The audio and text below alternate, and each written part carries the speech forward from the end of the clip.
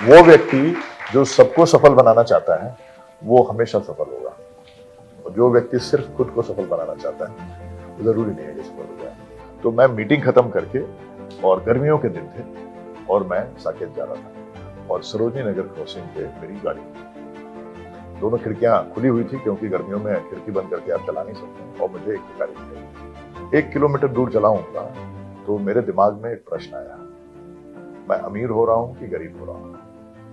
हम सब चाहते अच्छा ही हैं, लेकिन दुनिया हमने ऐसी बनाई है जिसमें सफलता चाहते हैं, और सफलता की परिभाषा हमने सिर्फ पैसे पर लाकर केंद्रित कर दी है। आपका पास्ट आपके फ्यूचर से कनेक्टेड नहीं है। जब तक आप अपने पास्ट को अपना फ्यूचर से कनेक्टेड रखेंगे, तब तक आपका फ्यूचर बहुत बड़ा नहीं हो सकता। अच्छा, एक सवाल ये सबके मन में आता है, कई लोग मुझसे कहते हैं कि हो ये वही जो राम रचा राखा वही होगा जो भगवान ने लिख रखा है। प्रेमानंद जी आजकल सुनते हैं ना, सब लोग उस पर और दीवाने हो जाते हैं। क्यों गुरूर होता है उन्हें अपने मुकाम पर? क्यों गुरूर होता है उन्हें अपने मुकाम पर? पतंग की ऊंचाई तो हवा की मेहरबान है। ये आदमी जिसके पास 3 करोड़ रुपए महीना आया, 4 करोड़, ये भी पूरी मेहनत करता है, लेकिन देखता है किसको है? अपने परिवार को। तो मेरे हिसाब से ये सारे लोग गरीब हैं।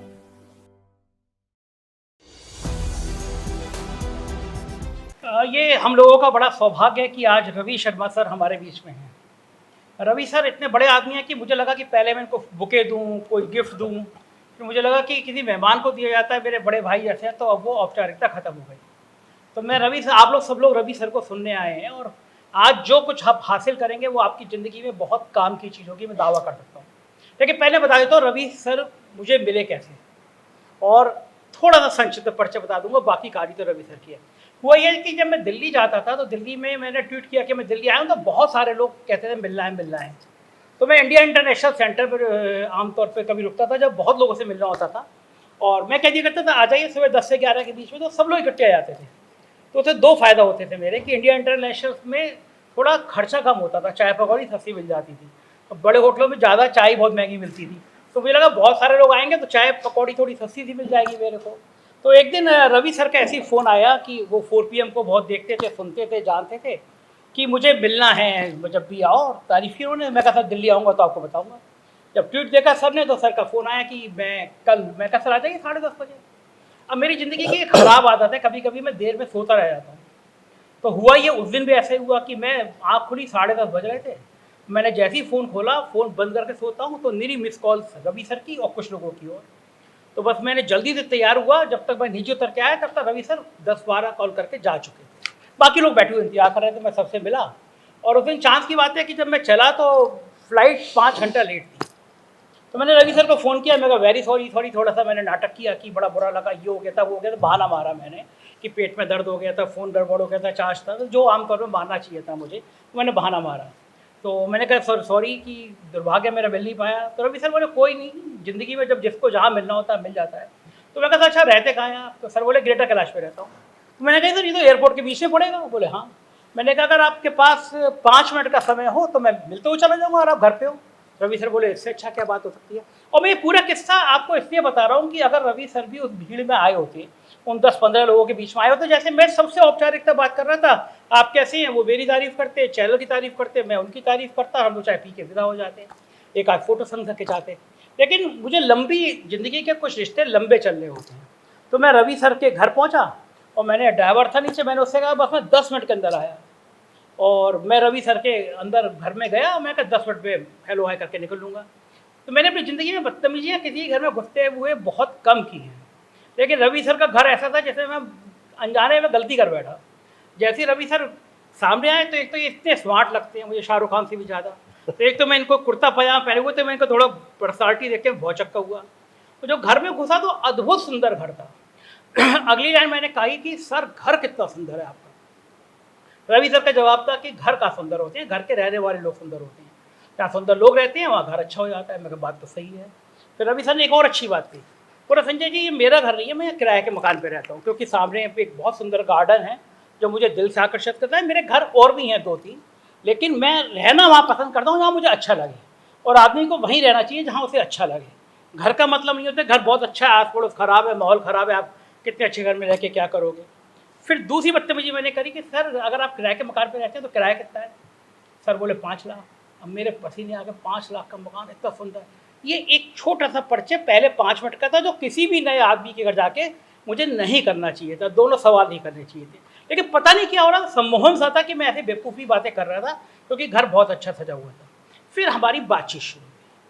बातचीत शुरू होने के 10 या 12 मिनट बाद, मैं आमतौर पर कभी नहीं करता हूँ, मैंने अपना फ़ोन बंद करके रख दिया, क्योंकि मुझे लगा कि जो बात सुन रहा हूँ ये बात अद्भुत है, ज़िंदगी में ऐसी बात दोबारा सुनने को मिलेगी नहीं। और जो मुलाकात थी मेरी, वो फ़ोन बंद रहने की अवधि वो 2.5 से 3 घंटा चली। तो उस बीच में हमने 2-3 कप चाय पी, सर से बात हुई। और मैं संक्षिप्त में बता रहा हूँ कि सर की ज़िंदगी, सर इंजीनियर हैं, आईटी इंजीनियर हैं, उसके बाद में बहुत बड़ी बड़ी मल्टीनेशनल कंपनियों में वो सीईओ रहे। और लास्ट में जब वो शायद 50 साल के थे ना, जब 50 साल के थे तो एक बड़े ग्रुप ने, अडानी ग्रुप ने इनको अपना डायरेक्टर बनाया था ना, तो आपको डायरेक्टर बनाया। तो इन्होंने उसी दिन गौतम अडानी से शाम को मुलाकात कर ये कहा कि मैं तो आपकी कंपनी छोड़ना चाहता हूँ। और उस समय में डायरेक्टर बनना अडानी ग्रुप में बड़ी बात थी, इतनी बड़ी कंपनी थी। तो वो उनको लगा कि शायद जैसे कंपटीशन होता है, किसी दूसरी नौकरी में जा रहे होंगे। तो उन्होंने कहा क्या आप कहीं और ज्वाइन करना जा रहे हैं, चाह रहे हैं क्या? बोले नहीं नहीं, मैं कहीं ज्वाइन नहीं करना चाह रहा। बोले फिर छोड़ क्यों रहे हैं? बोले देखिए मैंने अपनी ज़िंदगी आधी जी ली, नौकरी की निकल ली, जी ली, मैंने पैसा कमा लिया, अब मैं बाकी की ज़िंदगी में अपने लिए जीऊँगा।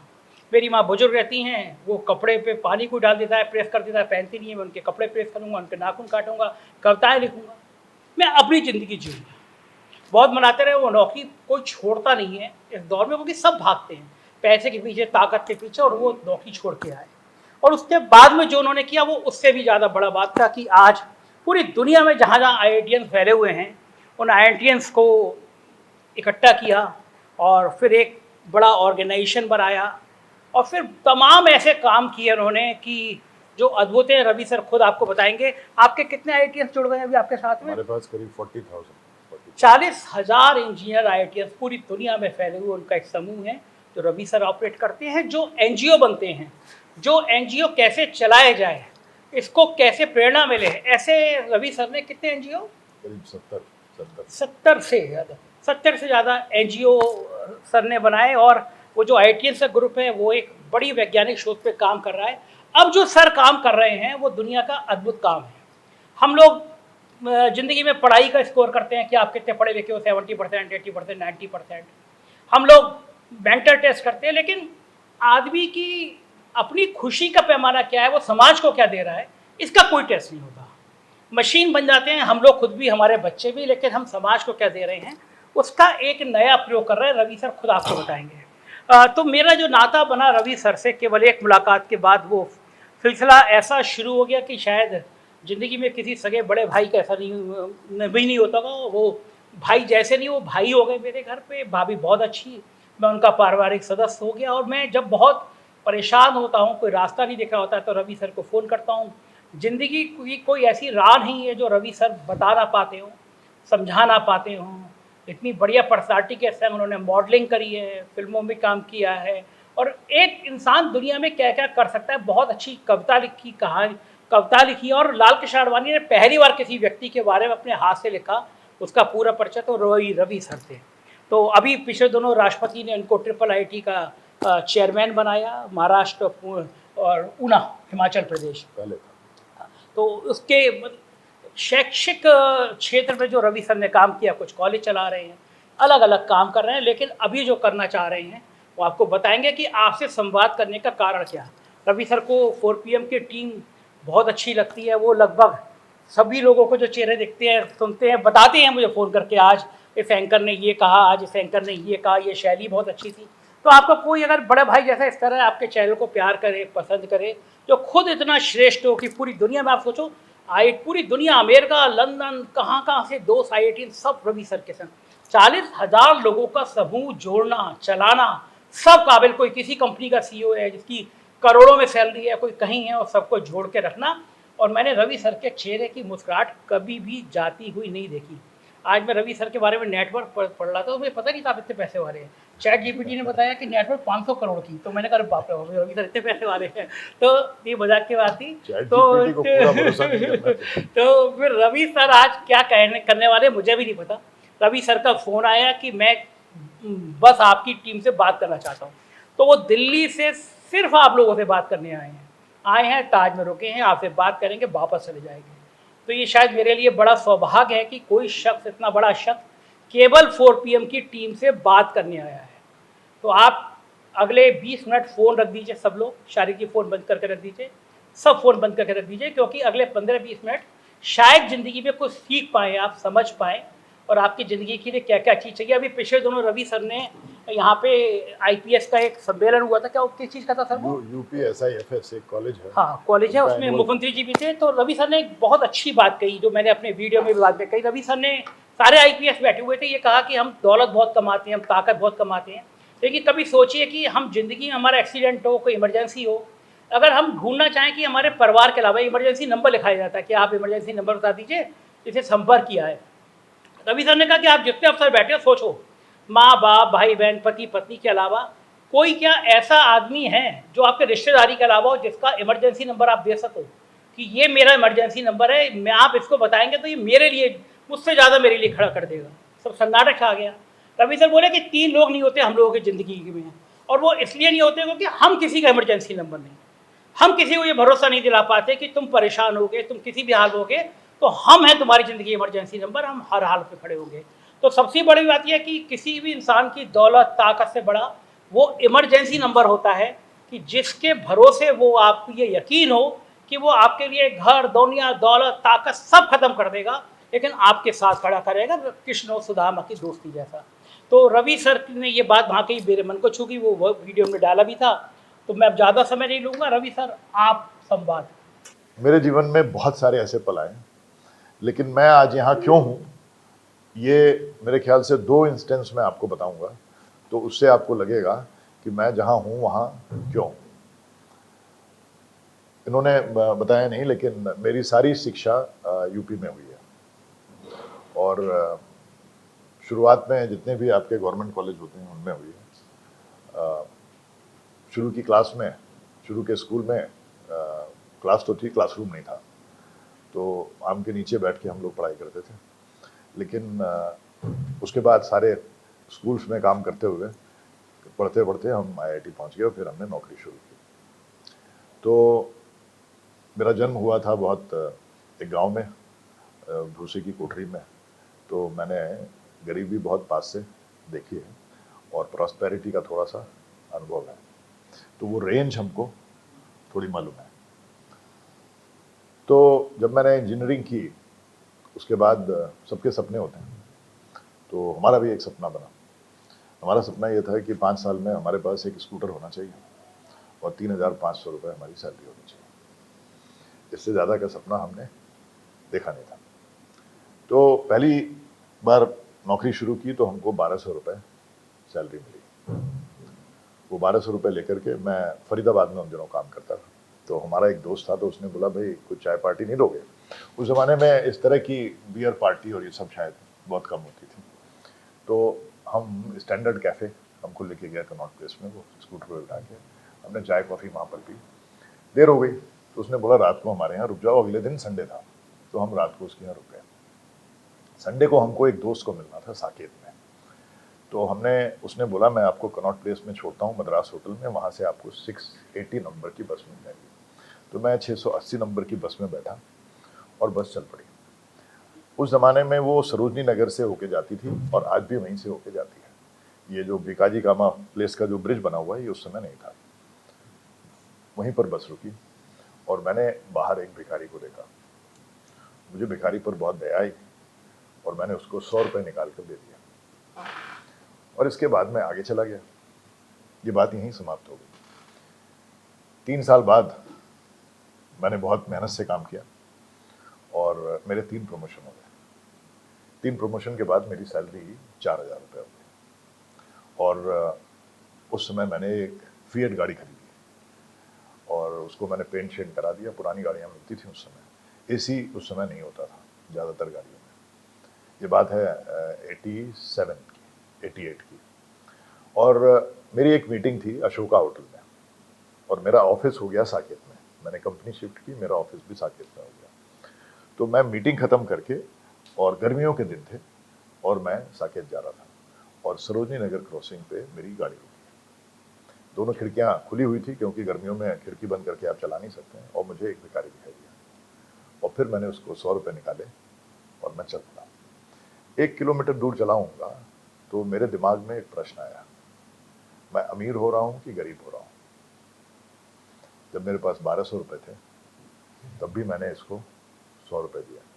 आज मेरे पास 4000 रुपये हैं, तब भी मैंने इसको 100 रुपये दिया।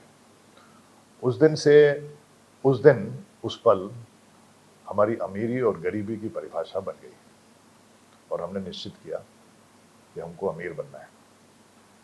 उसका फल ये हुआ कि हमने निश्चय किया कि जीवन में चाहे हमारी कभी कितनी भी सैलरी हो, 8.33% हम हमेशा देने की ताकत रखेंगे और इसको हर साल 1% बढ़ाएंगे। तो उसके बाद सैलरी हमारी 10,000 हुई, 20,000 हुई, 50,000 रुपये, 50,000 हुई, करोड़ हुई, 2 करोड़ हो गए, 3 करोड़ महीना हुई।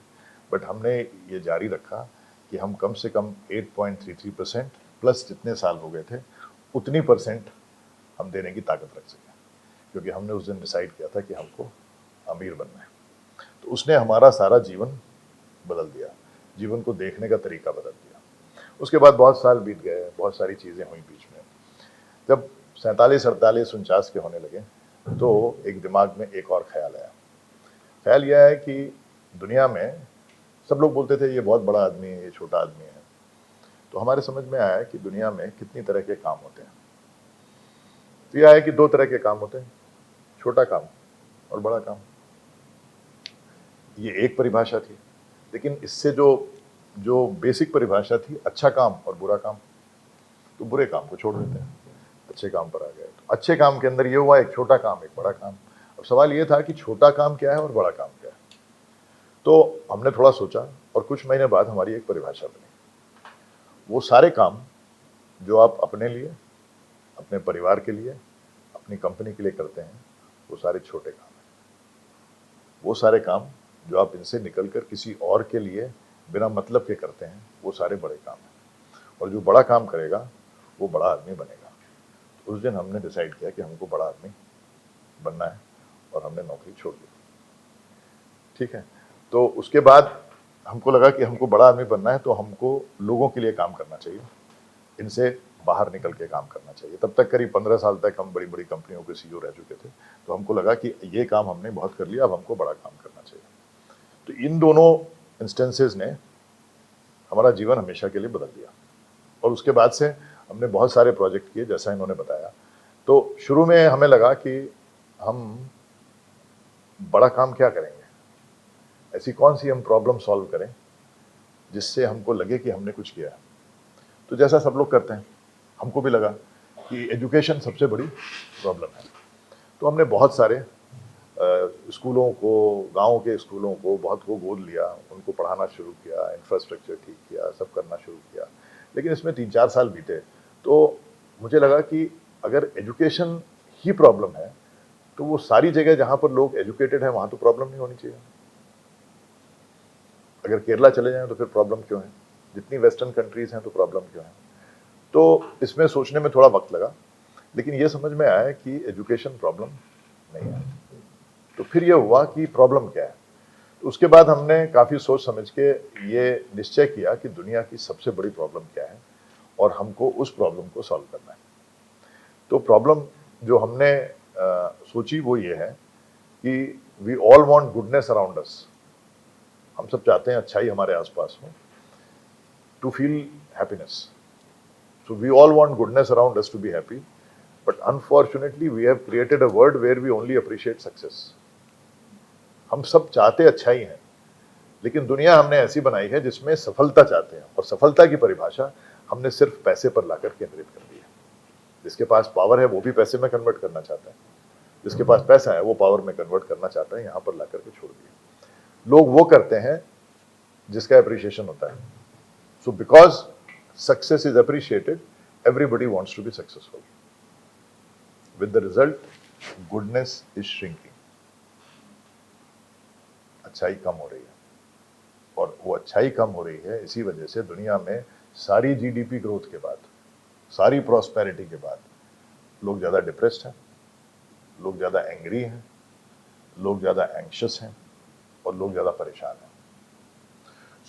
जब हमें लगा कि दुनिया की असली प्रॉब्लम गुडनेस है, तो हमको एक प्रोजेक्ट्स बनाने पड़े जिससे हम इस गुडनेस को बढ़ा सकें, because without that we will create a world where there will be lots of prosperity but there will be no happiness, and without happiness there is no life. आप में से कभी किसी आदमी ने, आप में सब स्कूटर चलाते होंगे, गाड़ी चलाते होंगे, है ना, कभी आपने गाड़ी या स्कूटर या निकाला ऐसा बिना जाने हुए कि आपको कहाँ जाना है? कभी निकाला क्या?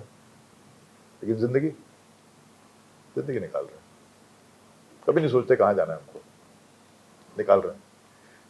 आई बिलीव, मैं अंग्रेजी में बोलूँ ठीक है थोड़ा बहुत? नहीं, हिंदी बोलिए, ज़्यादा हिंदी ज़्यादा समझ में आएगी। तो हिंदी ज़्यादा समझ में आएगी, मैं ट्रांसलेट करता कोशिश करूंगा कि ट्रांसलेट कर दूं।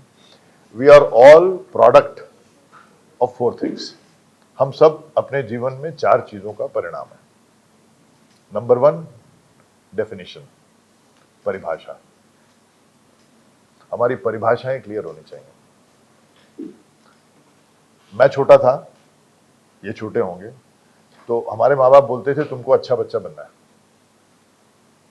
लेकिन वो कभी ये नहीं बताते थे कि अच्छे की परिभाषा क्या है। तो हम सब अपने अपने हिसाब से अच्छा छांट लेते थे। अभी बोलते हैं बच्चे कि तुमको फर्स्ट आना है, कुछ भी करो तुमको फर्स्ट आना है। तो उसकी परिभाषा में अब हर एक आदमी दौड़ रहा है।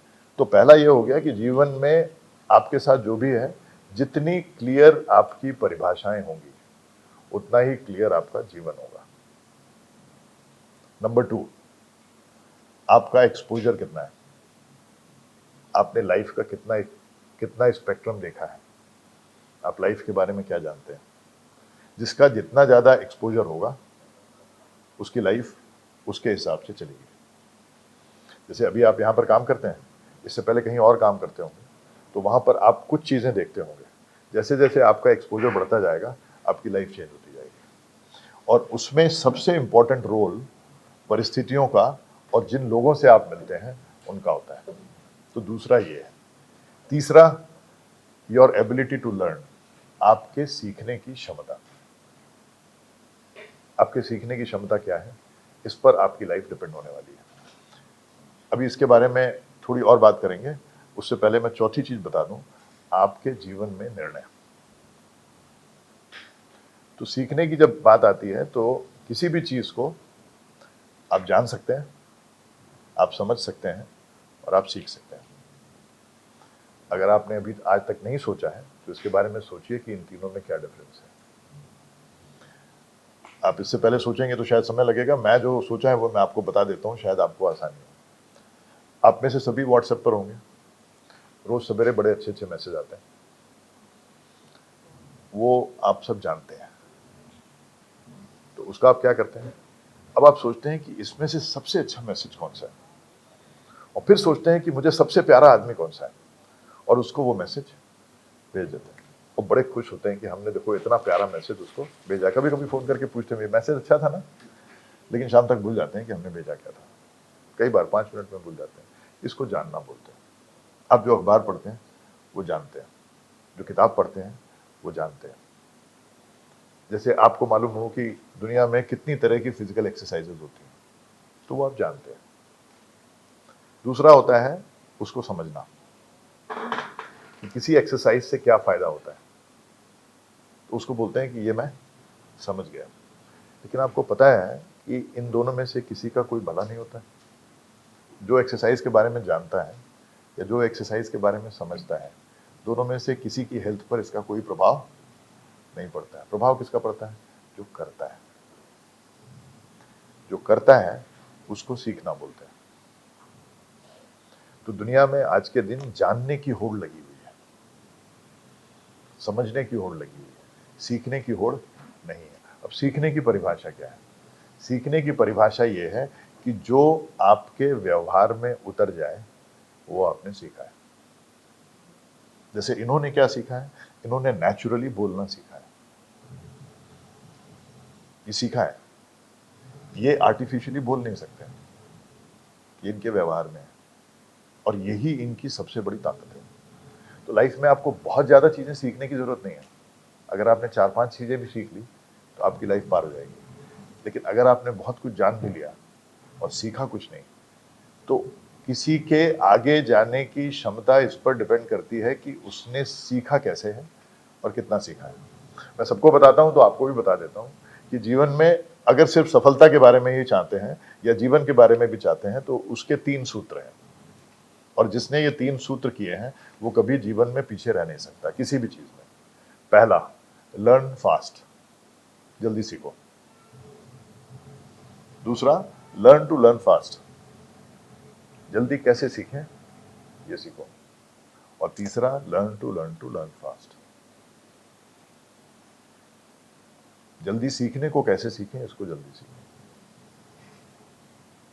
जितनी जल्दी आप सीखेंगे उतनी जल्दी आप आगे जाएंगे। आप कभी भी किसी भी व्यक्ति को देख लीजिए, जो भी आगे गया है उसके पास सीखने की क्षमता ज्यादा है। और बहुत सारे पैरामीटर्स हो सकते हैं बट उसकी सीखने की क्षमता ज्यादा होगी, ये इंपॉर्टेंट है। चौथा मैंने बताया डिसीजन। आपकी लाइफ इस पे डिपेंड करती है कि आप डिसाइड क्या करते हैं। आप में से कितने लोगों को लगता है कि आपका फ्यूचर आपके पास्ट से कनेक्टेड है? हाथ खड़ा करो। आपका फ्यूचर, आने वाला फ्यूचर जो है आपके भूतकाल से कनेक्टेड है, आपके पुराने, आपका भविष्य आपके अतीत से जुड़ा है, ऐसा कितने लोगों को लगता है? किसको लगता है? एक ही को लगता है क्या सिर्फ? केवल तुम्हें दो को लगा, क्षितिज को लगा, सबको लगता है? सबको लगता है, सभी। बट ये बिल्कुल भी सच नहीं है। आप इससे पहले कहीं आपने काम किया था? हाँ, किया। टीवी में है? जब पहली बार किया था उससे पहले भी किया था क्या? जब पहली बार किया था उससे पहले भी किया था? अरे कैसे हो सकता है? पहली बार तो कहीं किया होगा ना, उससे पहले किया था क्या? हाँ। तो फिर वो तो आपका पास नहीं था। पहली बार जब किया पास, जब आपने पहली बार किया था तो पास नहीं था। इन्होंने पहले, इससे पहले भी 10 कंपनी खोली थी क्या? नहीं खोली थी। पास था क्या? आपका पास्ट आपके फ्यूचर से कनेक्टेड नहीं है।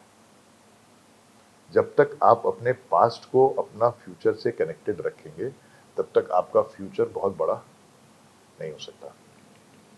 आपका भविष्य कनेक्टेड है आपके भविष्य के फैसले से, आपके पास्ट से कनेक्टेड नहीं है। आप कहीं भी स्टोरी पढ़ो, सपोज कोई एवरेस्ट पे गया है तो आप एक स्टोरी पढ़िएगा जिसमें एक एथलीट थी, बास्केटबॉल प्लेयर थी शायद, और वो ट्रेन में जा रही थी और ट्रेन से उसको बाहर फेंक दिया गया, उसका हाँ, एक पैर कट गए थे, अरुणिमा नाम था शायद। और 3 साल के बाद वो एवरेस्ट पर थी। बस। क्यों? उसने डिसाइड किया कि मुझे एवरेस्ट पे जाना है।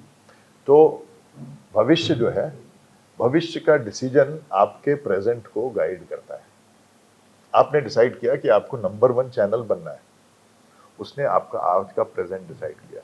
मूवी बनानी, आपने डिसाइड किया कि मुझे मूवी बनानी है, उसने आपका आज डिसाइड, आपका प्रेजेंट किया। मैं सपोज ये बोलने लगे यहाँ पर कि सबको कल 1-1 करोड़ रुपए मिलने वाले हैं, आप देखिए अभी आपका प्रेजेंट चेंज हो जाएगा। अब इसमें पास्ट है क्या? ये बोले कि मैं सबको पार्टी पे ले जा रहा हूँ, आप देखिए सबकी बातें खिल जाएंगी। तो ये आपका फ्यूचर डिसीजन है जो आपके प्रेजेंट को, आपके वर्तमान को गाइड करता है। आपके फ्यूचर के डिसीजन जितने क्लियर होंगे उतना आपका प्रेजेंट उस दिशा में आपको ले जाएगा और वो आपको गाइड करेगा। आपका पास्ट आपको सिर्फ पीछे खींचेगा क्योंकि वो सीमित है, वो हो चुका है, वो होने वाला नहीं है। अब सवाल ये होता है कि हम तो सब डिसाइड करते हैं, लेकिन होता क्यों नहीं? बहुत बार ख्याल हो सकता है कि हम डिसाइड तो करते हैं लेकिन होता नहीं है। तो इसका एक सूत्र है, जीवन में जो कुछ भी आप ट्राई करेंगे वो कभी होगा और कभी नहीं होगा, लेकिन जीवन में जो डिसाइड करेंगे वो होगा। और अगर वो नहीं हो रहा है तो आपने डिसाइड नहीं किया है, हो नहीं सकता। जीवन में जो भी डिसाइड करेंगे वो होगा, और अगर डिसाइड नहीं हो रहा है तो आपने डिसाइड नहीं किया है। और आपको कैसे पता चलेगा कि आपने डिसाइड किया है कि नहीं किया है? आपको तब पता चलेगा जब आपका मन वेवर करना बंद हो जाएगा, तब आप समझिए कि आपने डिसाइड किया है। आप सब सुबह आते हैं ना ऑफिस, आपने डिसाइड किया हुआ है, एक दिन ट्राई करके देखो। जिस दिन ट्राई करोगे, क्या ऑफिस आना जिस दिन ट्राई करोगे उस दिन हो सकता ना आए। जैसे सुबह 4 बजे टहलने का ट्राई करते हैं, होता है क्या? तो जो डिसाइड करेंगे वो होगा। और ये एग्जांपल मैं हमेशा देता हूँ। ये लड़की कर लेती है 5 बजे उठ के 6 महीने से हाँ, तो मैं जब जो भी आप डिसाइड करोगे वो होगा। इसीलिए लोग फ्लाइट मिस नहीं करते, हाँ, क्योंकि डिसाइड है। decide। और सर्जरी तो मेरे ख्याल से कभी किसी ने मिस नहीं की होगी, क्योंकि डिसाइड है। तो जीवन में जो कुछ भी आप करना चाहते हो, आप वो डिसाइड करो और वो होगा, ये गारंटीड है। मेरे जीवन में हुआ तो आपके जीवन में क्यों नहीं होगा? और जो ट्राई करोगे, अच्छा, डिसाइड कोई बहुत बड़ा आदमी बहुत बड़ा सपना कर ले कुछ भी कर लीजिए, तो वो थोड़ी ना हो जाएगा। 100% होगा। तो ये थोड़ी कि मैं प्रधानमंत्री बन जाऊंगा देश। 100% हो जाएगा, क्योंकि आपका फ्यूचर उस दिशा में आपको प्रेरित करेगा। फिर आप डिसाइड कर लीजिए, लेकिन आपने, अगर आपके मन में ये दुविधा रहेगी कि मैं होऊंगा होगा या कि नहीं, नहीं हाँ, होगा, exactly। तो वो होगा ही नहीं। हाँ, मतलब बिकॉज confirm, आप उस सीमा दिशा तक में जाएंगे ही नहीं। जाएंगे, ये बात सही है। जिस दिन आप डिसाइड करेंगे कि मुझे एवरेस्ट पे जाना है, उसके बाद आप सोते रहिए कि मैं एवरेस्ट पे जाना है, मैं परसों एवरेस्ट चला जाऊंगा, तो कहां से जाएंगे? अच्छा, एक सवाल ये सबके मन में आता है, कई लोग मुझसे कहते हैं कि हो ये वो जो राम रचा का वही होगा जो भगवान ने लिख रखा है। प्रेमानंद जी आजकल सुनते हैं ना, सब लोग उस पर और दीवाने हो जाते हैं। इस ख्याल क्या क्या ये बहुत अच्छा ख्याल है, और इसमें कहीं भी कोई गलती नहीं है। मैंने ये बोला जो आप चाहेंगे, जो आप डिसाइड करेंगे वो होगा। मैंने उसमें समय नहीं बताया आपको कि कब होगा, और वो बहुत चीजों पर डिपेंड करता है, बट होगा ये पक्का है। अब वो डिपेंड करता है कि आप कितनी शिद्दत से उसमें लगे हुए हैं। आई बिलीव, मैंने ना जब मैं कभी कभी कविताएं बहुत सारी लिखता हूँ, एक पब्लिश भी है, तो मैं एक दिन एक गजल लिख रहा था, उसके कुछ शेर आपको बताता हूँ। नज्म थी, जिंदगी को अपनी तरह जीने का गुमान है, जिंदगी को अपनी तरह जीने का गुमान है, यही शायद यही मेरी पहचान है। जिंदगी को अपनी तरह जीने का गुमान है, शायद यही और सिर्फ यही मेरी पहचान है। यूं तो जी सकता हूं मैं भी लोगों की तरह, यूं तो जी सकता हूं मैं भी लोगों की तरह, पर उन्हें पल पल में मरते देख हैरान हूं। जिंदगी को अपनी तरह जीने का गुमान है। तीसरी लाइन थी, क्यों गुरूर होता है उन्हें अपने मुकाम पर, क्यों गुरूर होता है उन्हें अपने मुकाम पर, पतंग की ऊंचाई तो हवा की मेहरबान है। बहुत अच्छी, बहुत अच्छी लाइन। तो पतंग की ऊंचाई हवा की मेहरबान है, लेकिन आपको रोज पतंग उड़ानी है। हाँ, मतलब ईश्वर आपको रोज प्रैक्टिस करनी है। ऐसा ना हो जिस दिन हवा चले उस दिन आपके पास पतंग ही ना हो। मतलब भगवान ने कह दिया होगा तो पतंग होनी चाहिए हाथ में। आपका काम है रोज पतंग उड़ाना, प्रैक्टिस करना, क्योंकि जिस दिन हवा आएगी उस दिन आप परेता ढूंढने निकल जाओगे, मांझा ढूंढने निकलोगे, उस दिन निकलोगे तो नहीं होगा। ठीक है, तो एज लॉन्ग एज आपको पतंग उड़ानी है, आप रोज प्रैक्टिस कीजिए, हवा चलेगी। तो जो वो बोलते हैं वो भी सच है, लेकिन सबसे बड़ा सच ये है कि आप डिसाइड करिए। जिस दिन आप डिसाइड करेंगे उस दिन से आपका भाग्य बदलना शुरू हो जाएगा, ये गारंटीड है। इसमें कहीं आज तक मुझे कभी कंफ्यूजन नहीं हुआ। जो लोग कहते हैं मेरे जीवन में कुछ होता नहीं है, वो एक्चुअली वो डिसाइड नहीं करते। इसके और भी बहुत सारे पहलू हैं। सपोज मैं इनको बहुत क्रिटिसाइज करने लगूं और रोज क्रिटिसाइज करूं, तो ये मेरे पास आएंगे? किस्मत भी ऐसी है, किस्मत भी ऐसी है। आप उसको रोज क्रिटिसाइज करिए, आपके पास कभी नहीं आएगी। सही है, मैंने आप उसकी रोज तारीफ करिए, कहां जाएगी? वो आप ही के पास आएगी। तो आप जिस स्थिति में हैं उस स्थिति को अगर आप अप्रिशिएट करेंगे तो आप बेहतर जाएंगे। वो हमेशा डिपेंड करता है। सपोज आपका बॉस बड़ा अच्छा है, यहां तो बहुत अच्छा है, कभी ऐसा भी हो सकता है कि आपका बॉस खराब हो, तो आपको और मेहनत करनी चाहिए कि वो और ऊपर जाए और जल्दी जाए, टल जाए, है ना? तो डिपेंड करता है। मुझसे बहुत सारे लोग बोलते हैं कि अरे हम ऐसी कंपनी में काम करते हैं, वहां पे बड़ी लेग पुलिंग होती है। हाँ, ये लाइन तो सभी बोलते हैं, सभी बोलते हैं ना। तो मुझे एक बात बताइए, टग ऑफ वॉर होता है ना, उसमें एक रस्सी इधर होती है, एक रस्सी इधर होती है, एक इधर खींचता है, जो ताकतवर होता है वो खींच लेता है। तो मैंने बोला यार ऐसा कैसे हो सकता है? आपके अंदर इतनी ताकत होनी चाहिए कि जो लेग पुलिंग कर रहा है वो भी थोड़ा ऊपर आ जाए। ये पॉसिबल नहीं है। कोई बोलता है यार हमको कोई देखता ही नहीं, हम इतनी मेहनत करते हैं और वो खत्म हो जाती है, कोई नोटिस ही नहीं करता है। सो ऐसा भी नहीं हो सकता। आप एक आग लगाइए, उसके ऊपर एक तसला रख दीजिए, और अगर आग बुझ गई तो उसको बुझना ही चाहिए था, उसकी औकात नहीं थी। लेकिन अगर वो आग इतनी तेज है कि उस लोहे के तसले को फोड़ के निकल जाए, तब वो आग है। और अगर वो दब गई तो फिर क्या है? फिर दगी जानी चाहिए ना। It deserves to be killed. तो ये डिपेंड करता है कि आपकी अपनी ताकत क्या है। दुनिया में दो तरह के लोग होते हैं, सिर्फ दो तरह के। पहला, people who can do it, वो लोग जो कर सकते हैं। दूसरा क्या होता है बताइए? जो चीज सोचते रहते करेंगे। बताइए और बताइए। जो कर चुके हैं, people who can do it and people who have done it, this is the only difference. Can I open a TV company? Of course. क्या मैंने किया है? नहीं। Can I become an anchor? Of course, if मैं train करूंगा, कोशिश करूं। मैंने किया है क्या? नहीं। इतना ही डिफरेंस है। तो हमारे पास, हर एक के पास एक चॉइस होती है। एक पॉइंट आता है जब हम कैन डू से हैव डन में जा सकते हैं, और वो लाइन क्रॉस करनी बहुत जरूरी होती है। लेकिन वो तभी होती है जब आप इसके लिए कॉन्शियस हो कि आपको वो लाइन क्रॉस करनी है। जैसे ही आप उसको क्रॉस करेंगे, आपकी लाइफ चेंज हो जाएगी। और इसके लिए जो भी रिस्क आप ले सकते हैं, वो आपको लेना चाहिए। लेकिन वो तभी ले पाएंगे जब आपके पास लर्निंग का एटीट्यूड होगा, सीखने का एटीट्यूड होगा। तब आप बहुत सारी चीजें ऐसी करेंगे जो सिर्फ सीखने के लिए करेंगे। इन्होंने बताया मैंने मॉडलिंग की, ऑफ कोर्स की, लेकिन क्यों की? सीखने के लिए की। मैं देखना चाहता था कैसे होती है। मैंने टीवी सीरीज में काम किया, क्यों किया? इसलिए कि मैं सीखना चाहता था। मैंने एड्स में काम किया, क्यों किया? मैं सीखना चाहता था। मैं देखना चाहता कि वो चीज क्या है, वो लाइफ कैसी है, क्या होता है। भाई दी मैंने एंकरिंग भी 6 महीने की। अच्छा, ये नहीं पता था मुझे। अच्छा। ऐसा हुआ कि मैं उस समय ब्रिटिश टेलीकॉम में डिप्टी सीईओ था, 95-96 की बात थी। तो एक चैनल होता था, वो business plus, business weekend and business mid week करके आता था। राजन गुहा करके एक, वो इस पे दूरदर्शन पे आता था हर थर्सडे को और हर संडे को। तो वो मेरा बहुत इंटरव्यू लेने आते थे, तो मैं उनको बाइट देता था। तो एक बार उन्होंने बोला, सर आप ऐसा करो ना, आप हमारे साथ ही प्रेजेंट कर दो। तो मैंने बोला हाँ ठीक है। मैं इसलिए गया कि मुझे वो सीखना था।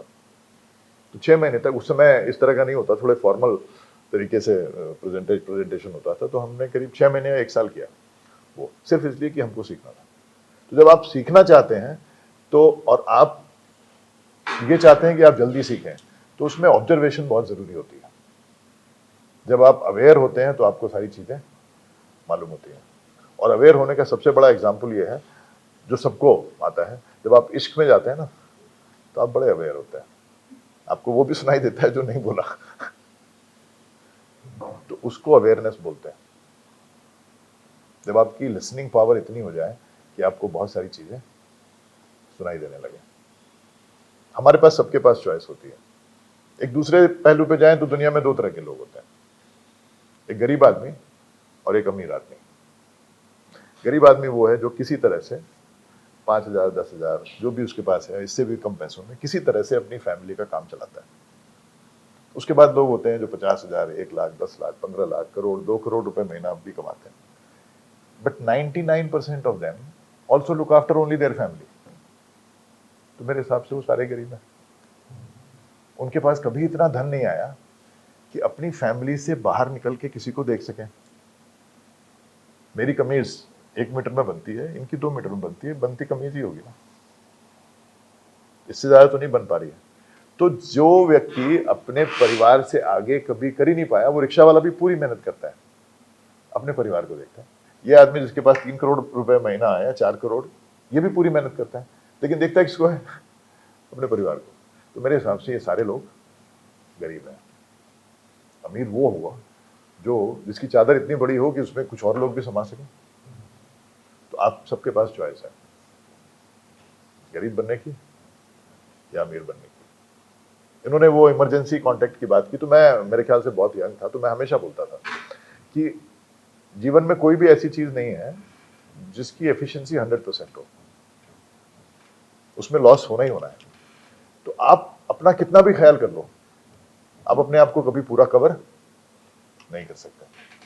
आप सिर्फ अपने ऊपर ध्यान रखें, फिर भी आप अपनी पूरी कवरेज नहीं कर सकते, क्योंकि उसमें लॉस होना ही होना है। बट सपोज आप 20 लोगों को कवर करते हो, 20 लोगों का ध्यान रखते हो, और वो सिर्फ अपना 5% आपका ध्यान रखते हैं, तो आप 100% कवर हो जाते हो।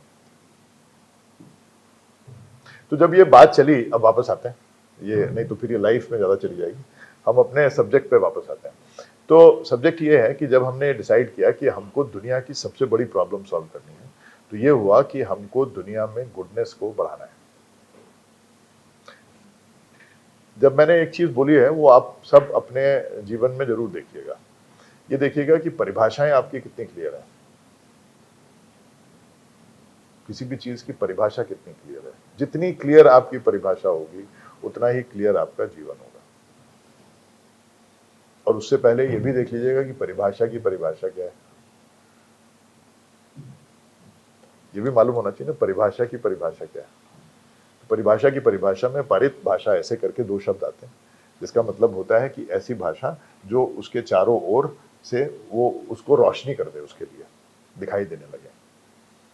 तो आप कोई भी चीज सोचिएगा उसकी परिभाषा आपके दिमाग में बिल्कुल क्लियर होनी चाहिए। आप सफल होना चाहते हैं, बहुत अच्छी बात है, उसकी परिभाषा बता दीजिए क्या है, आपको कब लगेगा आप सफल हो गए।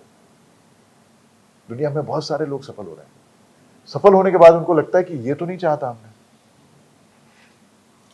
अल्टीमेटली आप किसी भी चीज के लिए क्यों चाहते हैं?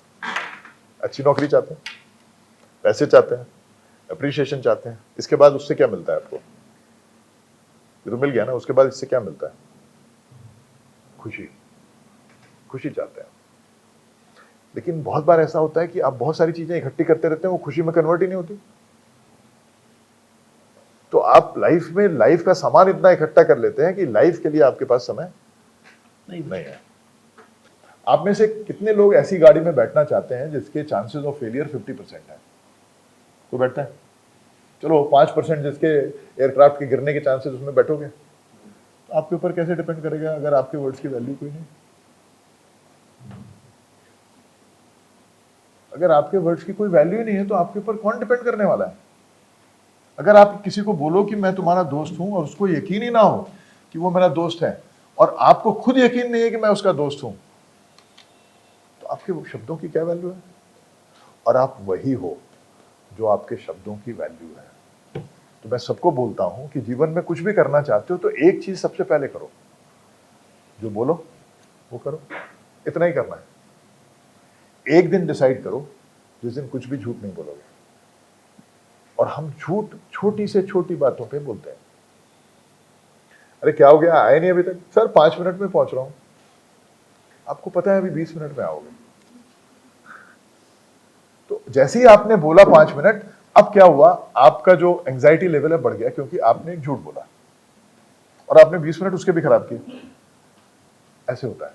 कुछ चीजें ऐसी होती हैं जो नैसर्गिक होती हैं। जैसे हर एक आदमी को, वो आदमी कितना भी बदमाश क्यों ना हो, उसको प्रेम चाहिए। वो किसी को प्रेम नहीं करना चाहता, बट उसको चाहिए। एक आदमी जो सबसे झूठ बोलता है, वो चाहता है कि सारी दुनिया उससे सच बोले।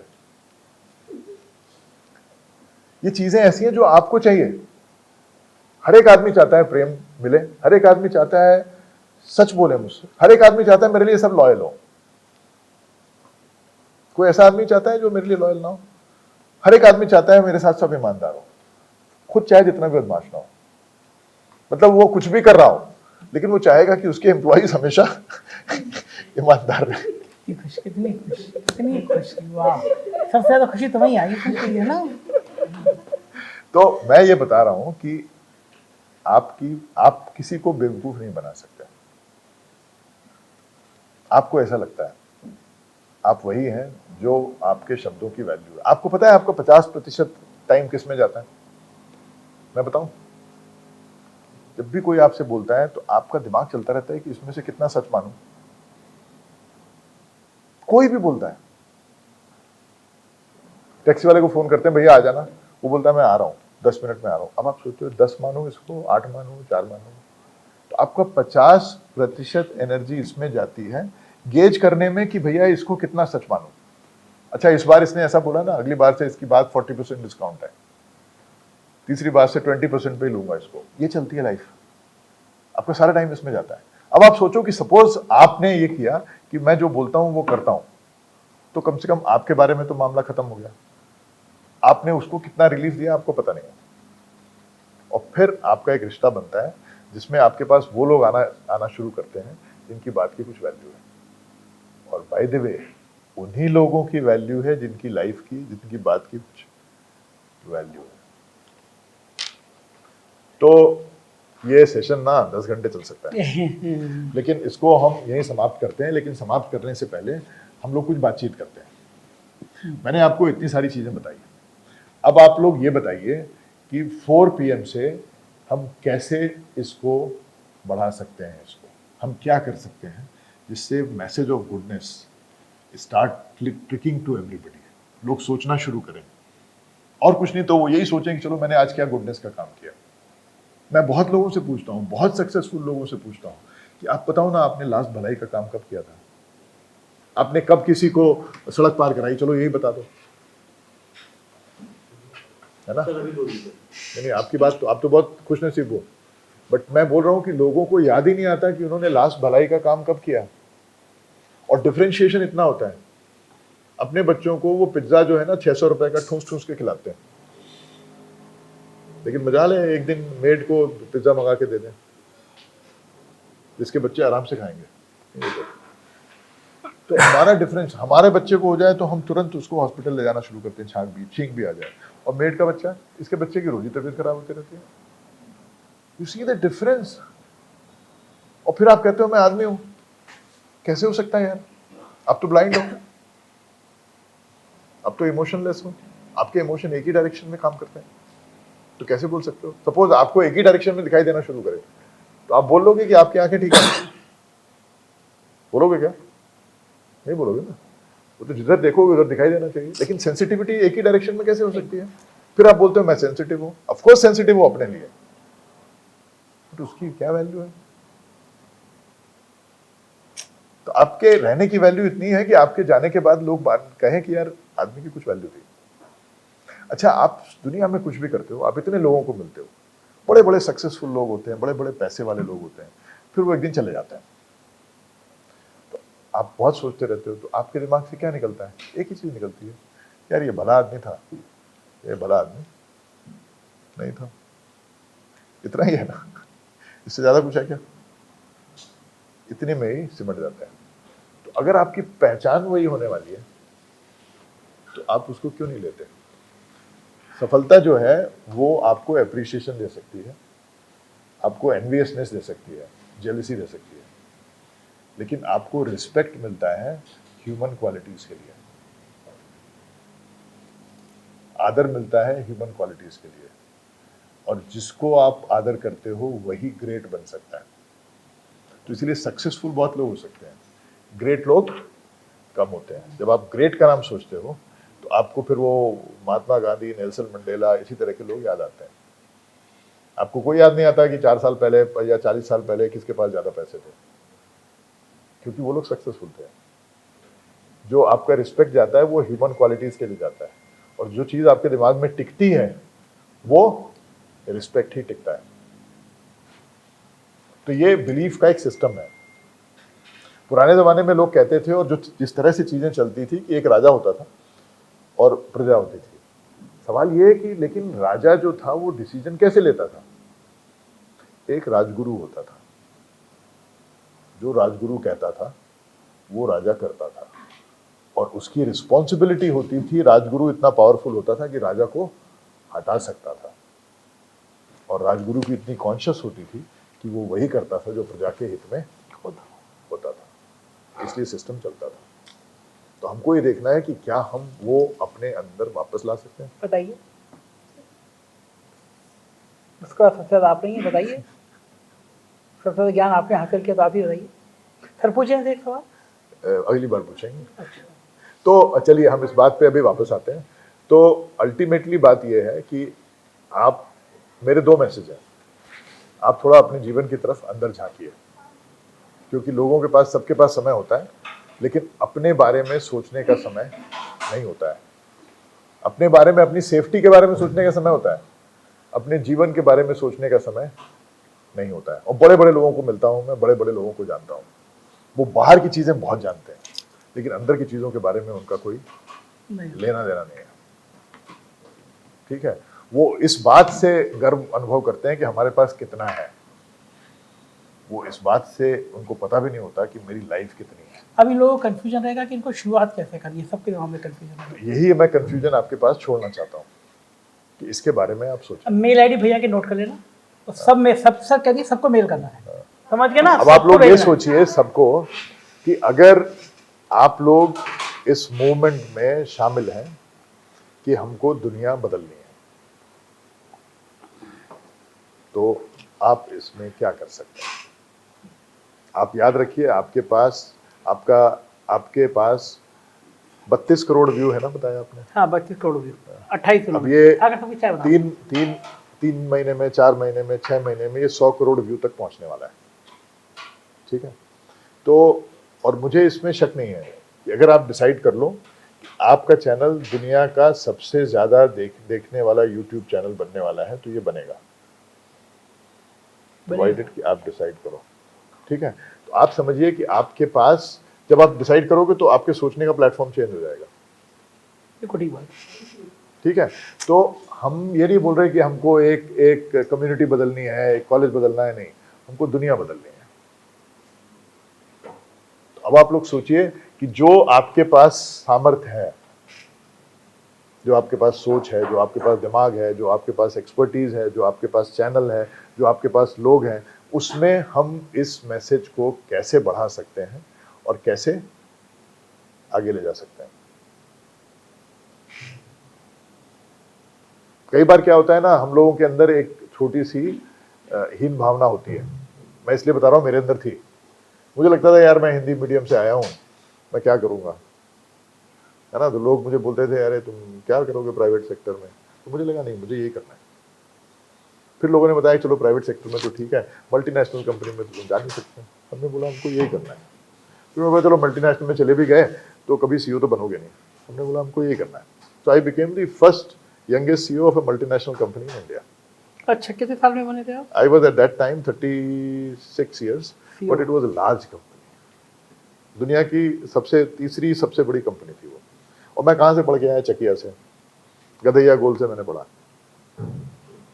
क्यों? क्योंकि ये डिपेंड करता है, आपका पास आपके फ्यूचर से कनेक्टेड नहीं है। और एक और बात मैं आपको बता रहा हूं जो आप सबके पक्ष में जाती है।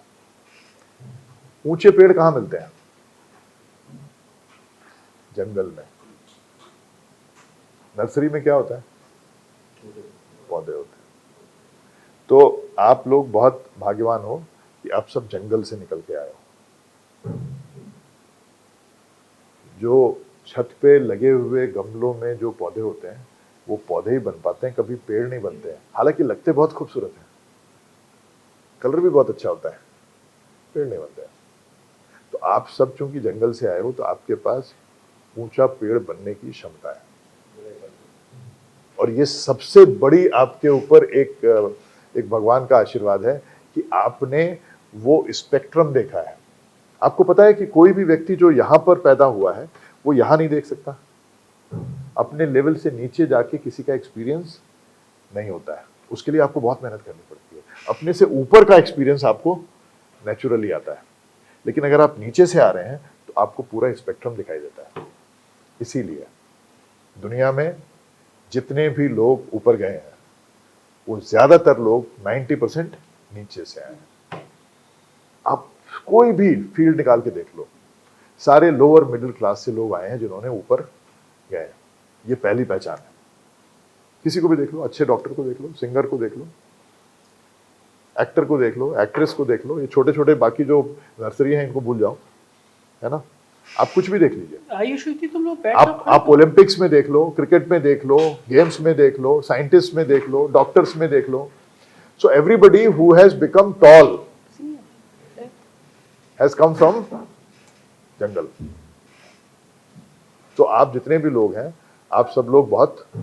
एक दूसरी चीज मैं बता रहा हूं, आपको बहुत ताज्जुब होगा।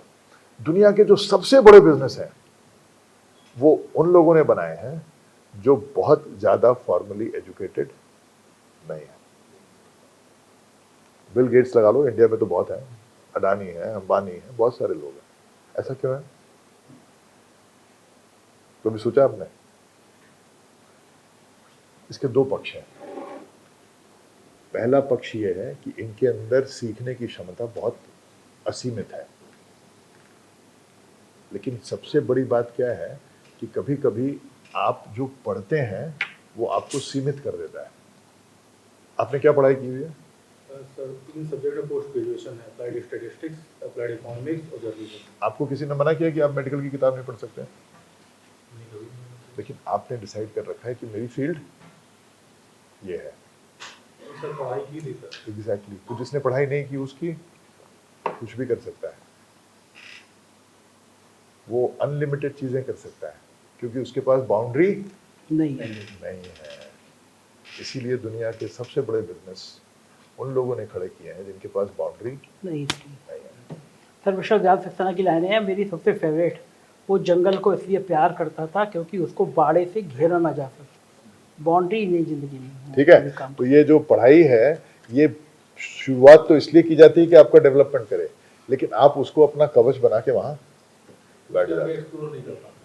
नहीं, आप देखते हैं, आपको लगता है मेरा दौड़ने का एरिया तो यही है, आप दूसरी किताब आपके पास रखी भी रहती तो आप नहीं पढ़ते हैं।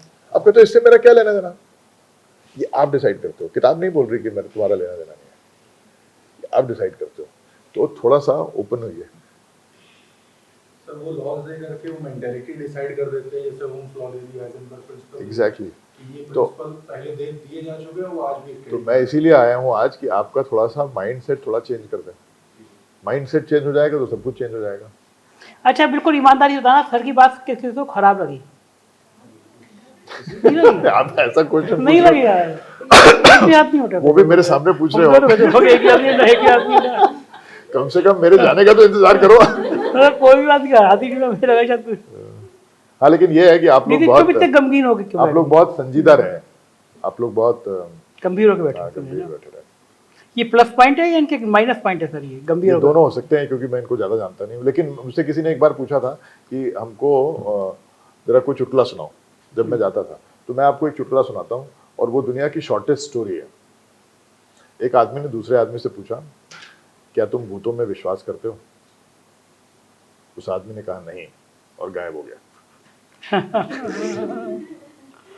तो जिंदगी में क्या होता है, आपके सामान इकट्ठा करने के लिए आप जितने भी सफल होते हैं तो आप अपने साधन बढ़ाते हैं।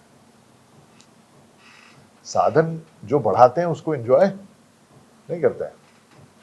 आप सफल हो गए तो आपने बड़ी गाड़ी ले ली, किस लिए? कि जल्दी पहुंच जाएंगे वहां तक। कभी ऐसा हुआ कि आपने बोला है मुझे कुछ नहीं करना है, मैं आज जा रहा हूँ 5 स्टार में कॉफी पीने?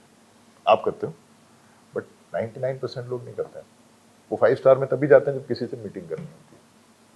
तो जैसे जैसे आप सफल होते रहते हैं, आपके साधनों का विकास होता रहता है, आपके जीवन का विकास नहीं होता। नहीं होता है। और आप जिंदगी किसके लिए जी रहे हैं?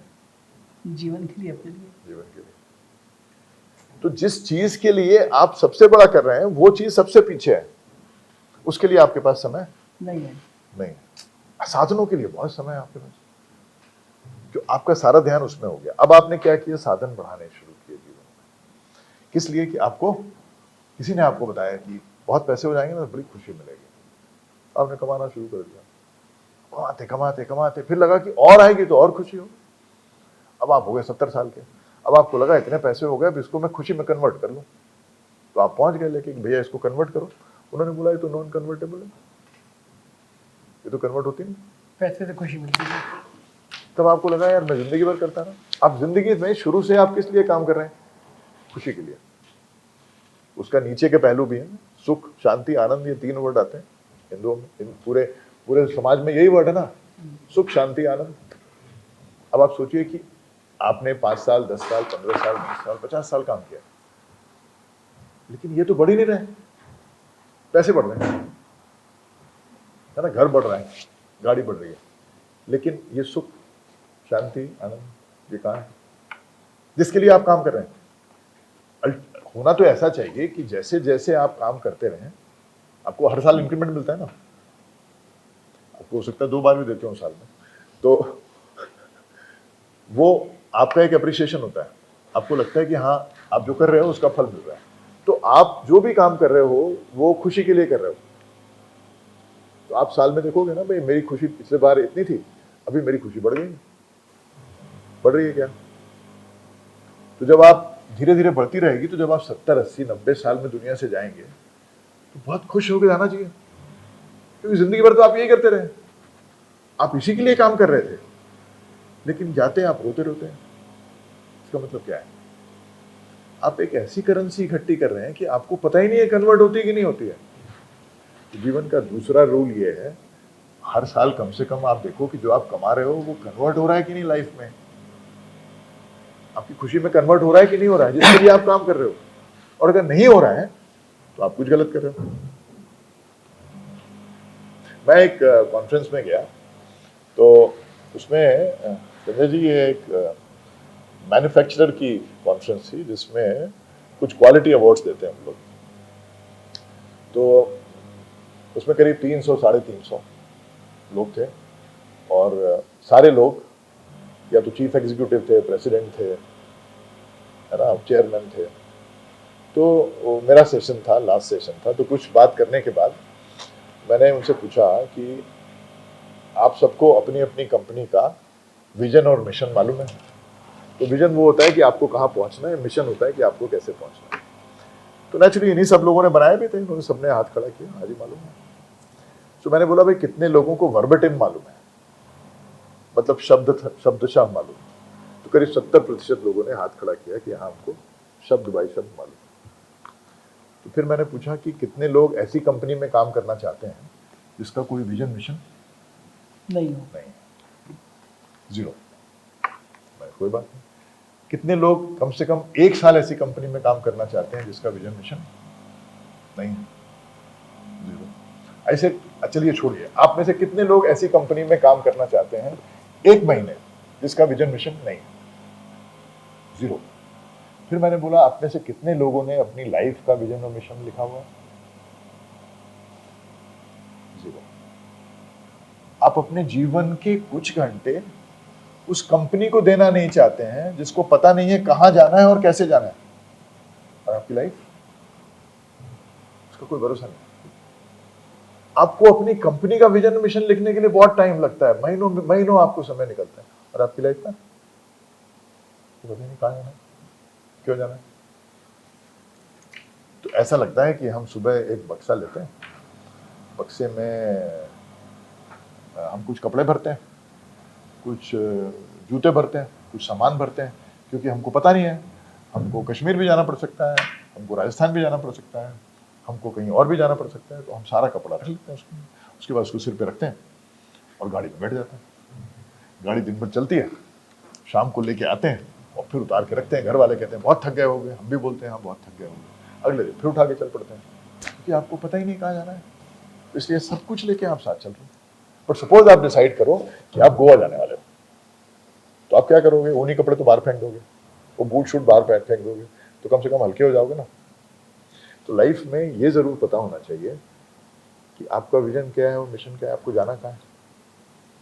लेकिन होता क्या है, हम उस लाइन में लगते हैं जिसमें सबसे ज्यादा भीड़ होती है, यहां जरूर कुछ स्पेशल होगा।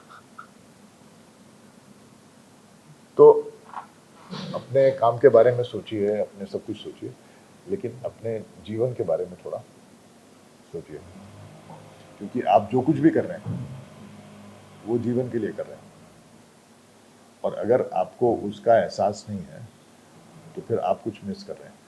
मैंने अभी बताया जब आदमी इश्क में होता है ना तो वो सब कुछ सुनता है। आप सोचिए कि आप कितने मिनट ऐसे होते हैं दिन में जब आप उस स्टेट में होते हैं, बस वही आपकी जिंदगी है, बाकी सब बेकार है। और अगर उस स्टेट में नहीं है तो क्यों नहीं है?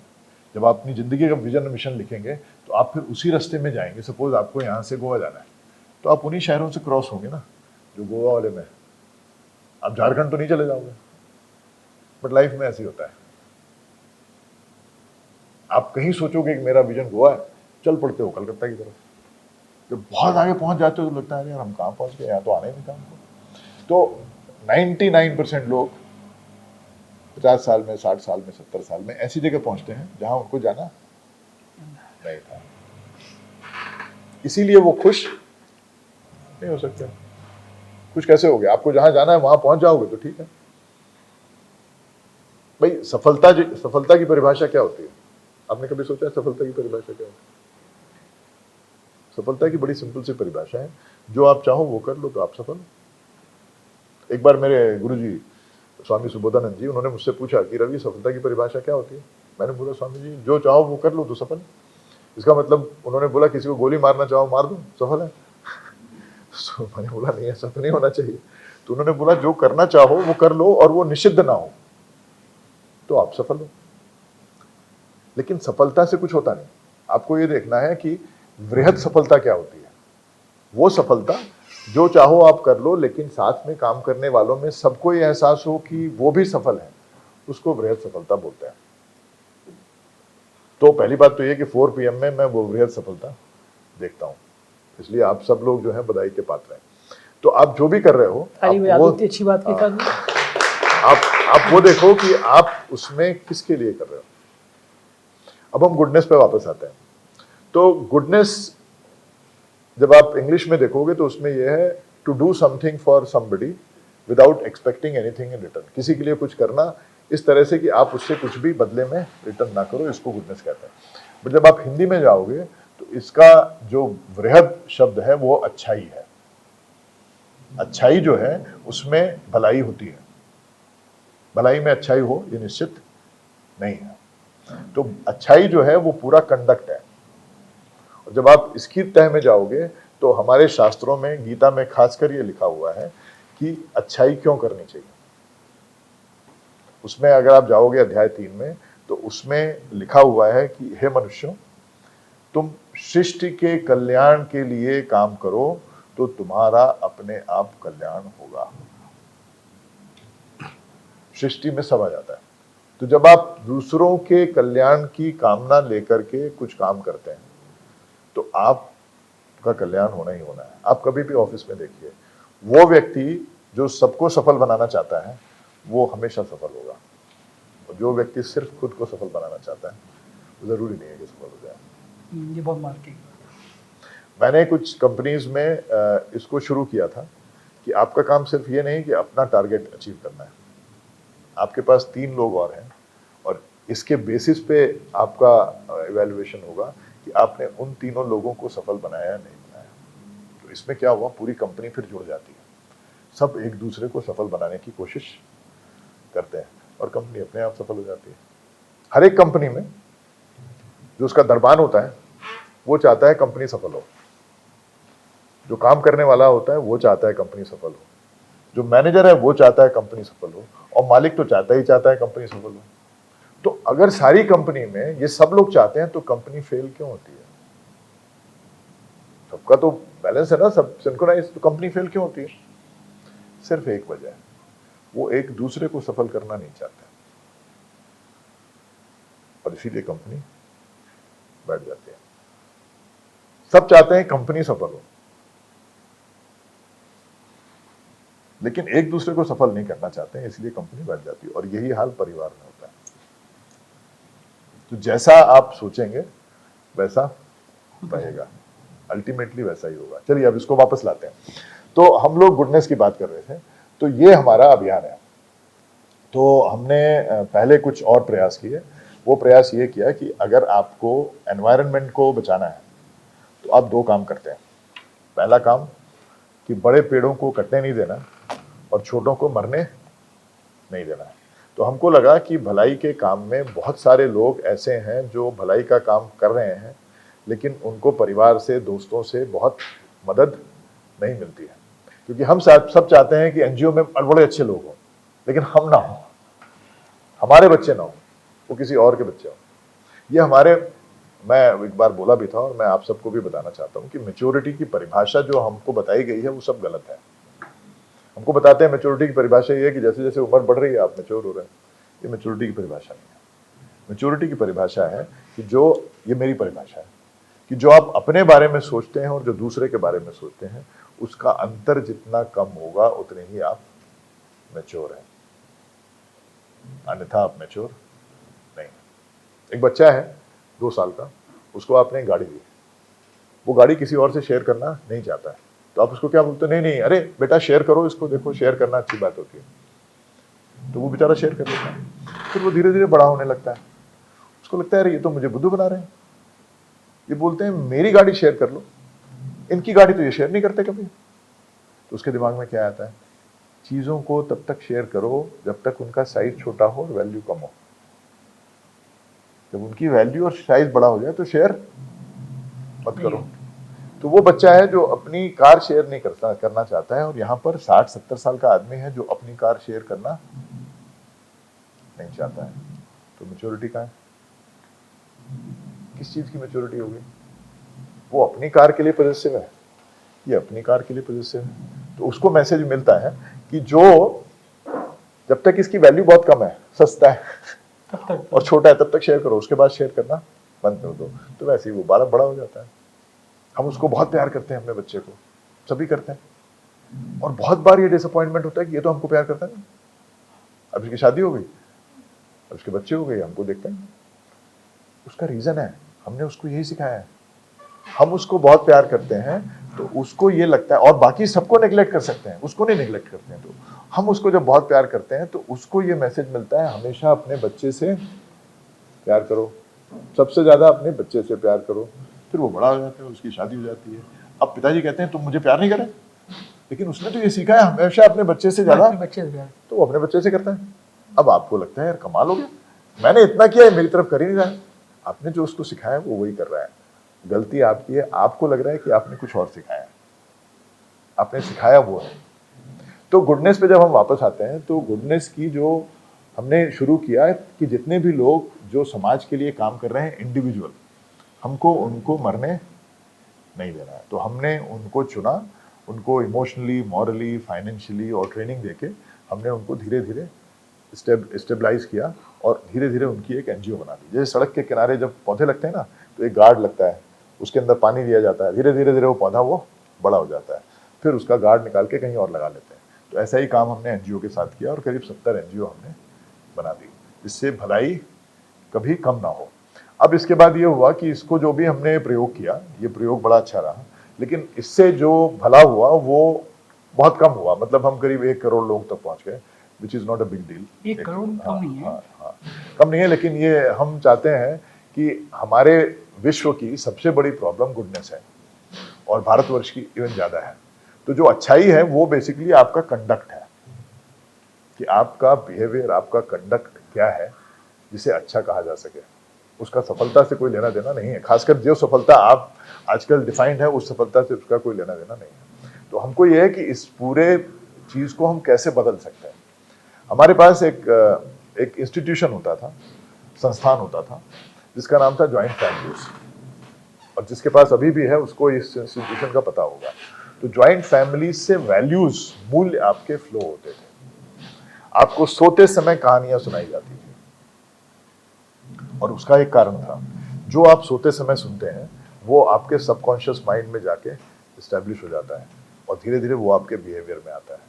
तो उस जिन लोगों ने जॉइंट फैमिलीज देखी हैं और जिन्होंने कहानियों देखा है, उस कहानियों में लाखों करोड़ों कहानियां होती थी, और इतने ही पात्र होते थे, लेकिन मैसेज सिर्फ 4 होते थे।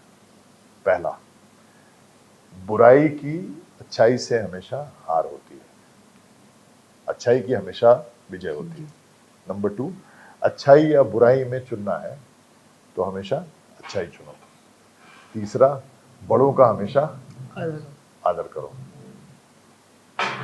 ठीक है, और हमेशा दूसरों के लिए कुछ ना कुछ करते रहो।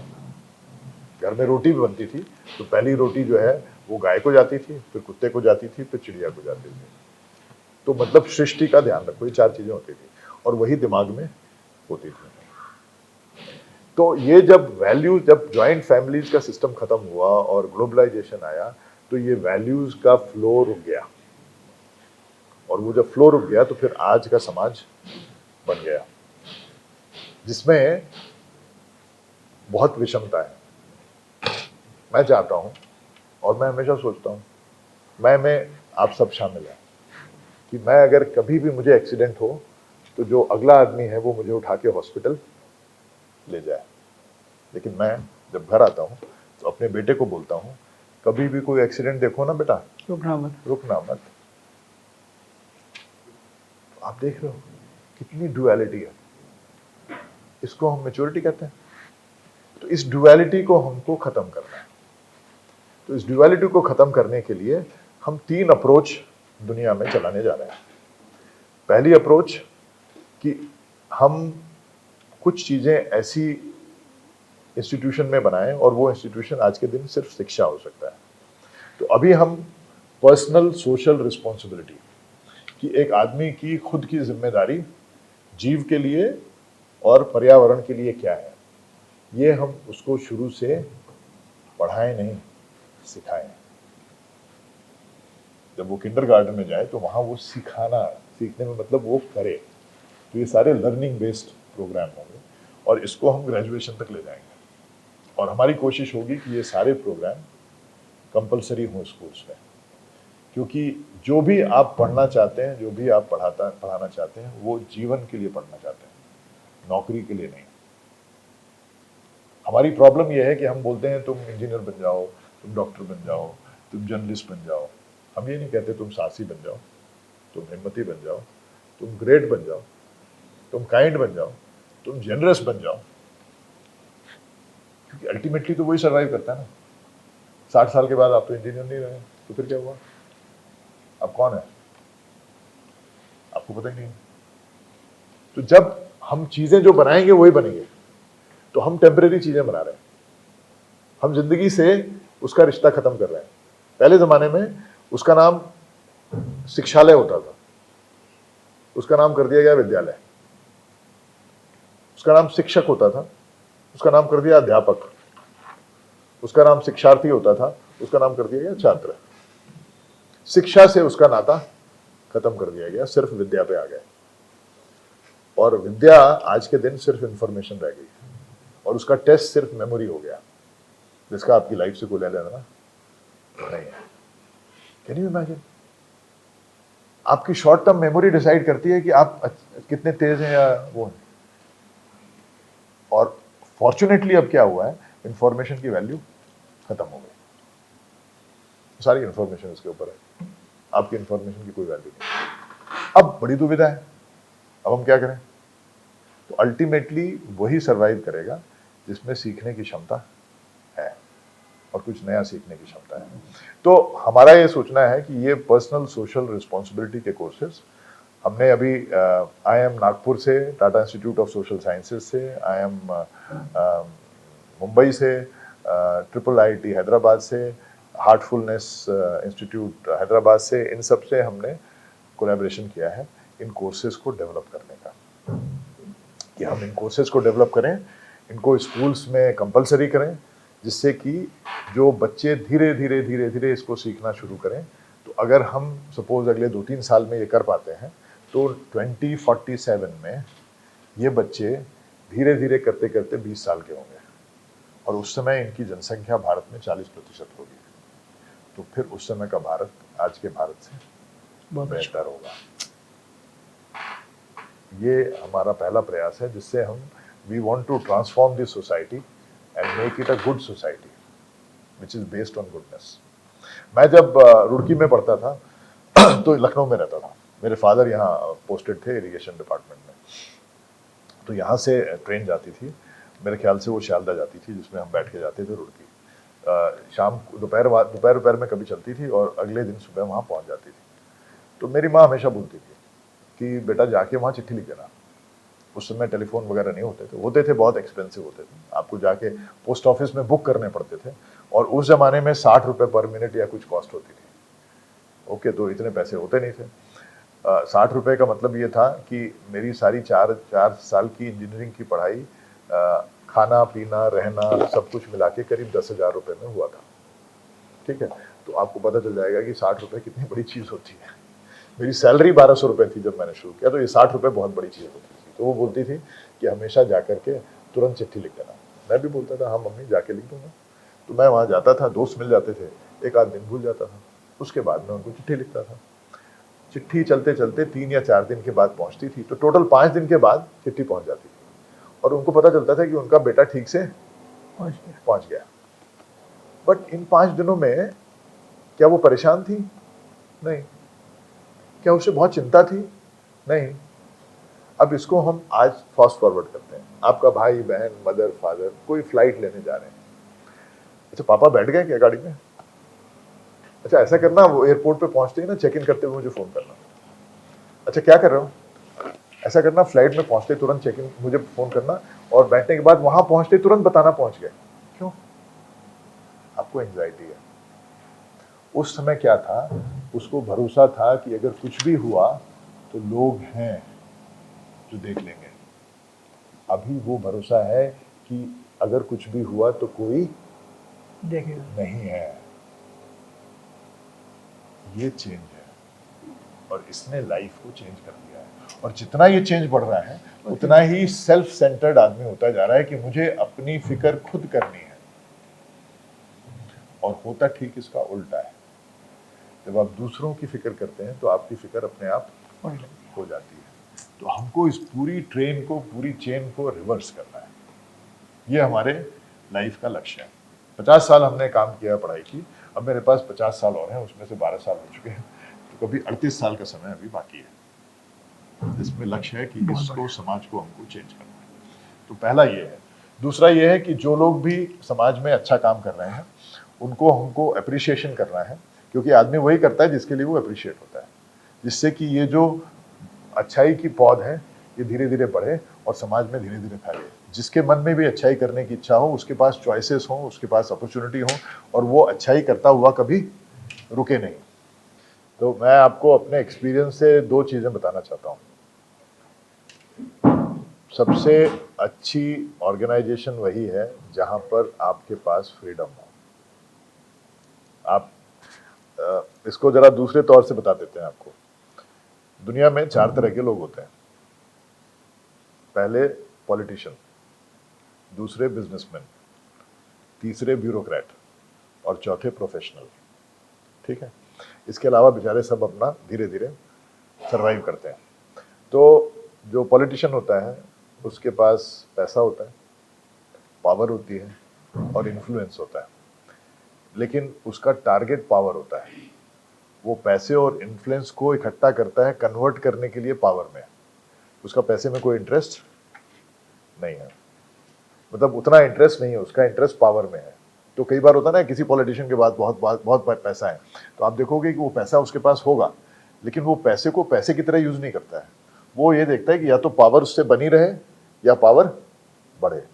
अब आते हैं बिजनेसमैन के पास। बिजनेसमैन के पास पावर भी होती है, पैसा भी होता है, इन्फ्लुएंस भी होता है, लेकिन पावर और इन्फ्लुएंस को वो कन्वर्ट करता है पैसे में। उसका इंटरेस्ट पैसा है, उसका इंटरेस्ट पावर या इन्फ्लुएंस नहीं है। उसके बाद ब्यूरोक्रेट आता है, उसके पास पावर भी होती है, पैसा भी होता है, इन्फ्लुएंस भी होता है। वो सबको कन्वर्ट करता है ईगो में। उसकी ईगो सबसे बड़ी होती है। उसकी जिंदगी में सबसे लड़ाइयाँ जो होती हैं वो ईगो के लिए होती हैं।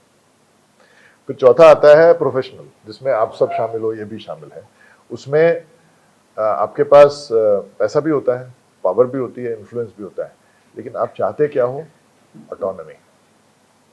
आप फ्रीडम चाहते हो। आप कभी उस जगह नहीं जाओगे जहां पर आपकी सैलरी डबल हो जाए, लेकिन रोज सुबह आपको पूछना पड़े, बताइए जी आज क्या करूं।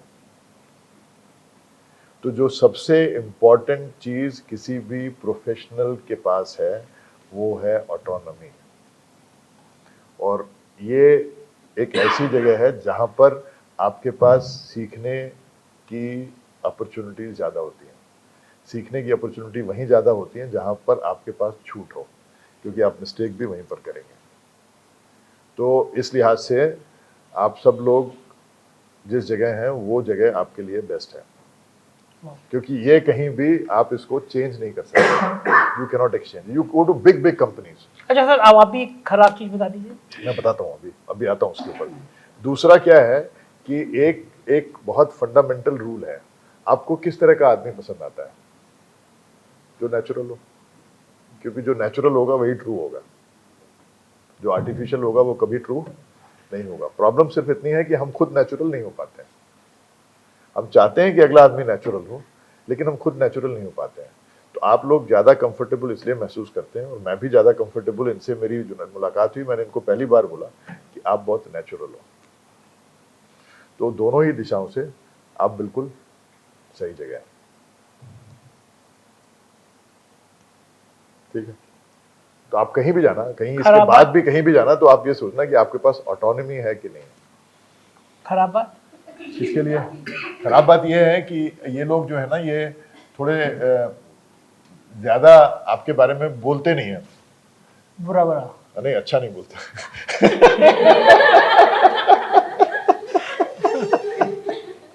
बट इट इज इम्पोर्टेंट कि जहाँ भी आप रहें, आपके जीवन की वैल्यू वही है जिसको आप महसूस कर सकें। मैं और उसके लिए सबसे इम्पोर्टेंट चीज दुनिया में एक ही है, फ्रीडम।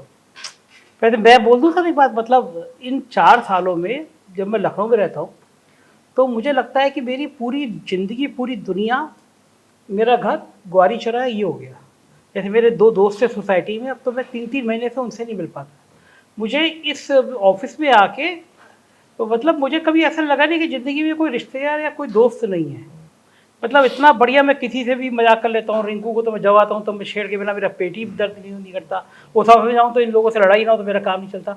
तो सबसे अच्छी बात यह है कि ये जितना ये लोग महसूस करते होंगे उससे ज़्यादा ये लोग इसलिए महसूस कर रहे हैं क्योंकि मेरे पास ये पूंजी है। मतलब मुझे लगता है यही दोस्त है, यही परिवार है, यही काम है। मैं 4-4 महीने हजरतगंज चौराहे क्रॉस नहीं करता हूँ, कहीं जाता ही नहीं है। तो मॉल में कभी कुछ क्लियर लेना हुआ, वरना वो दोस्त ऑफिस से ऑफिस तक। एक्चुअली वाइब्रेशंस दोनों तरफ ट्रेवल करती हैं, हाँ, है ना। इसीलिए रेकी का प्रिंसिपल होता है।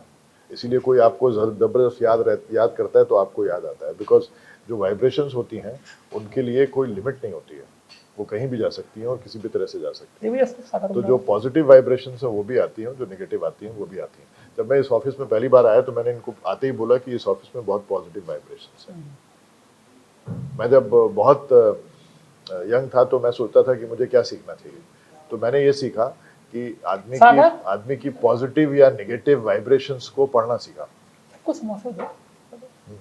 तो इसमें अभी फिर क्या होने लगा, मैं किसी के रूम में जाता था तो मुझे पता चलता था कि ये पॉजिटिव आदमी है कि नेगेटिव आदमी है, घुसते ही पता चलता था। क्योंकि 2 चीजें होती हैं, जब भी किसी पॉजिटिव आदमी को आप मिलते हैं तो आपका एनर्जी लेवल, एंथुसियाज्म बढ़ जाता है, बिल्कुल ठीक है।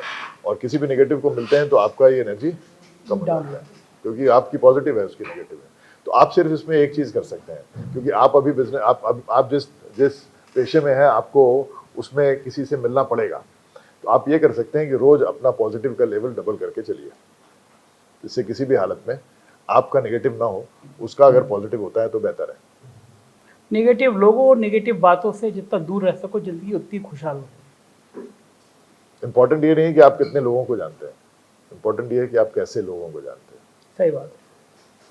आपकी लाइफ में ये नहीं है कि कितने लोग हैं, आपकी लाइफ में ये है कि कितने आपके डिपेंडेबल लोग हैं। एक बहुत बढ़िया, मैंने उस दिन पूछा था उनसे कि आप अपनी डायरी निकालो और 2 नाम लिखो, नाम नहीं देखो, जो किसी भी हालत में आपके साथ जिंदगी में खड़े हो सके। सपोज आपसे मर्डर हो जाए, जो आपके साथ खड़े हो, और आपको ताज्जुब होगा कि 90% लोगों के पास वो नाम नहीं है। नाम नहीं देखो। सबसे अच्छी लाइन थी वो उस वाली, उस भाषण में मुझे सबसे अच्छी नहीं हो लाइन सकता, हो ही नहीं सकता, क्योंकि वो कभी किसी के लिए खड़े खड़े ही नहीं। होते नहीं। आप 5 के लिए खड़े होंगे तो आपके पास 1 आएगा, लेकिन आप हिम्मत तो रखो। वो हिम्मत तब रखोगे जब आपकी बात की वैल्यू होगी। जो आप बोलोगे वो अगला आदमी समझेगा कि हाँ ये जो बोल रहा है ये करेगा। जिस दिन उसको विश्वास हो जाएगा उस दिन वो आपका नाम लिख देगा।